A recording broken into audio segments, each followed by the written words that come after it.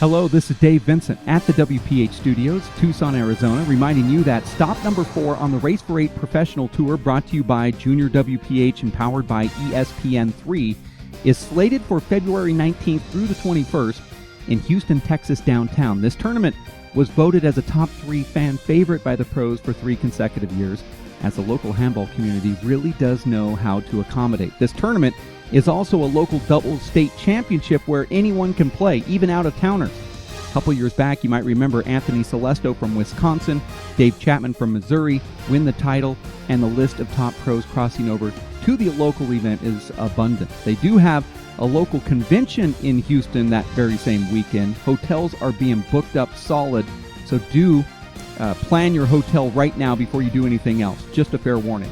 You can find all tournament info at WPHLive.tv. New Orleans, just a week back, also had top talent. In fact, the WPH had the true top 8 in the rankings participate in Louisiana. Although I don't think it's a first for us, it is impressive, and it verifies the legitimacy of the tour. I believe 13 of the top 16 ranked players were also in attendance in the Big Easy as well, as players, boosters, fans took the trip to the French Quarter for handball and some off-court adventures that we'll never get to hear about, unfortunately.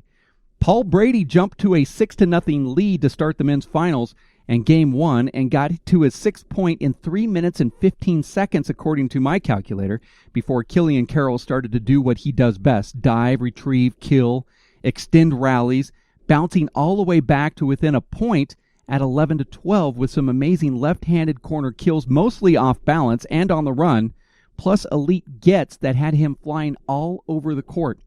In what looked to be a 6-minute game, turned out to be as thrilling as it possibly could get, as fans all across the country on ESPN3 and here locally in New Orleans right at the show court were feeling the tension. Brady eventually served after multiple side outs and continued a 4-point streak of his own to take the game 15-11. Slight indifferent call at the end of Game 1, though, had some fans scratching their heads. Brady served what appeared to be a short ball. Killian doesn't appeal to the line judges, nor goes to his video appeal, but by this camera angle, there certainly was a case to be made. But then again, Brady does have the best second serve in the business. It's hard to question Killian, who's standing right there behind the line. Both players took some much-needed rest, though, between games, with Brady all geared up to take his 12th Race for 8 title in 14 tries. For Carroll, this was his first WPH final, and he certainly gave all of his effort in game number 2. Even had the announcers in awe. That's amazing. Nothing to show for it, but what a get. Even Brady put his hands together for Carroll there. Crowd appreciates that.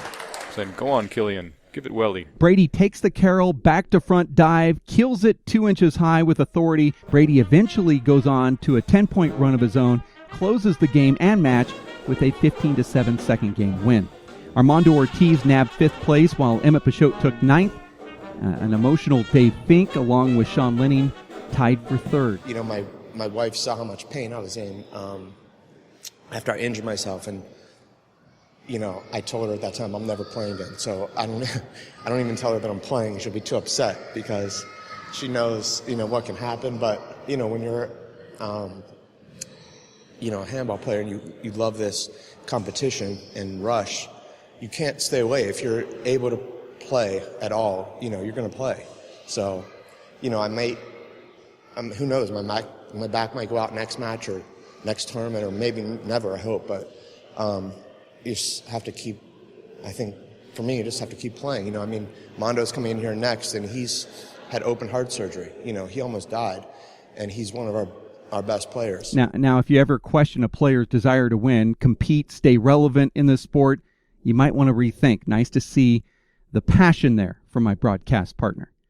Billy O'Donnell took 16th, and like I said earlier, Paul Brady defeated Killian Carroll. After the match, Kara Mack had a few words with the gunner. What can you say about Killian Carroll coming out here and being a fighter? Obviously a great tournament. You know, if someone's going to take over the mantle, it's probably him. So I've just got to try and keep fighting him off for as long as I can. But it's inevitable at some point. Do you know what I mean? He's going to take over.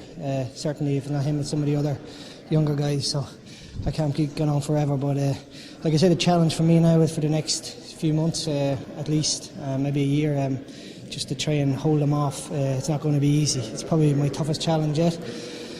at my age, trying to, I've given up 14 years on them, so I've got to just maybe work a little harder now over the next few weeks and months. For Brady, it's another trophy for his trophy room, but moreover, he has secured himself atop the Race for 8 rankings with Houston, Texas coming up in February.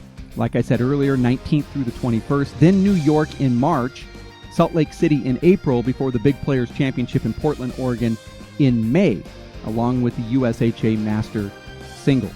Now, go to WPH Live.tv and use your tabs to find the Race for 8 schedule, pro rankings, and junior initiatives by Junior WPH. We are formulating the Race for 8 schedule for 2016-17 right now. The season will start in October at the Simple Green U.S. Open, then move to Minnesota this year. That's right, making the announcement.